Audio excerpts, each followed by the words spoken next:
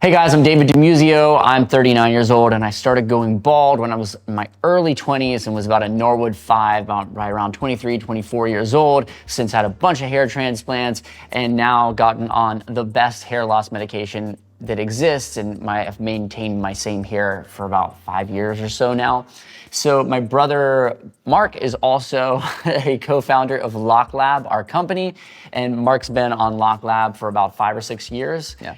So today we want to talk about realizations of hair loss medications and Mark's experience talking to now 2,000 plus customers and kind of seeing these patterns over and over of how people are responding, you know? And so one of the things that Mark gets a lot when people call and they're deciding to cancel their medication is this discussion about, well, they feel like they've just accepted their going bald. They've just come to terms with it. Can you kind of describe that? Yeah, so it's always kind of funny to me when a customer calls and they, if they want to cancel their treatment or something. Usually there's, when a lot of times it'll just be, for me, in my opinion, just a really silly reason. Like this one guy the other day that said, yeah, I just, I ordered it. I never used it. I think I'm just, I have no need. Like, I've just accepted that I'm going bald. And I'm like, okay, like, I guess there's nothing I can say to kind of like, change your mind. So sure, we'll cancel your treatment.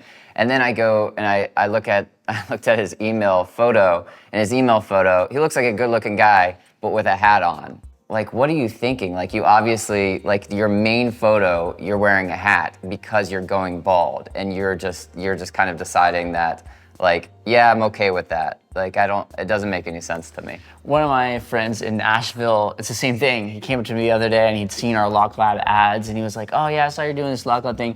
Me, I've just come to terms with the fact that I'm bald and I've just accepted that and I'm okay with it.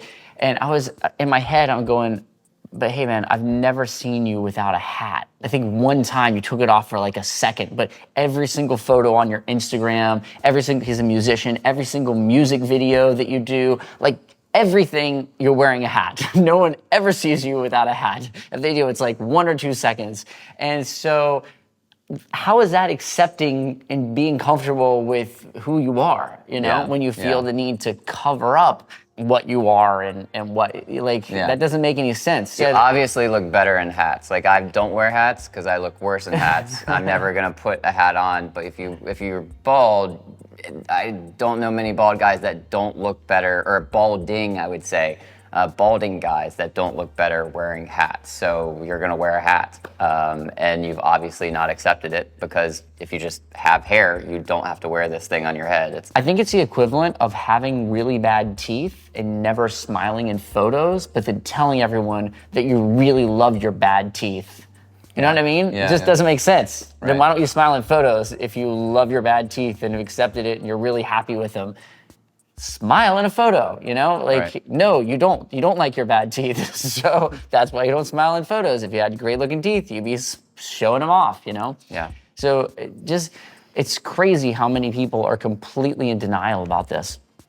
Another thing is that I have a lot of guys write me on my Instagram and they will mention that a doctor told them something. And so they'll say like, oh, my doctor told me that finasteride has really bad side effects and so I should stay away from it.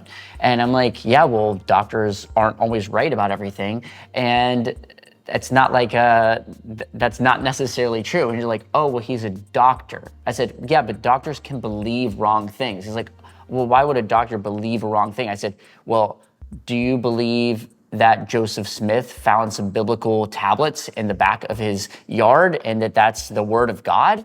And because I'm sure that there are doctors who believe that. There are doctors who are Mormon. So like, if you don't believe all of the things that they believe, then like, just because you're a doctor, it doesn't mean that you like figured out who God is and what the word of God is and all this kind of stuff. And it just doesn't make sense. Like, are there Muslim doctors? Are you Muslim? Well, they believe a lot of stuff that you don't believe, and they would be willing to probably die for those beliefs. But yet, for some reason, when it comes to like some medical advice, if a doctor said it, well, why would a doctor ever believe anything that's not completely true, Yeah. And are they a hair doctor? Like, do they specialize Yes. in hair? Usually they are not a hair doctor. They're just a person that went to medical school. Yeah. And when I've talked to quite a few doctors or friends that are doctors, they'll say, yeah, a lot of times like doctors will just go Google something for a patient and tell them, oh, this is what I found out, you know, kind of thing. And then it comes from the doctor and, you know, yeah, I mean, are they an expert in, they can't be an expert in every single subject. It's just not possible. So, yeah. We were recently talking to some doctors, and they told us personally, after having a conversation with them, yeah, you guys seem like you know a lot more about this hair loss stuff than we do. Yeah, exactly. Yeah, 100%.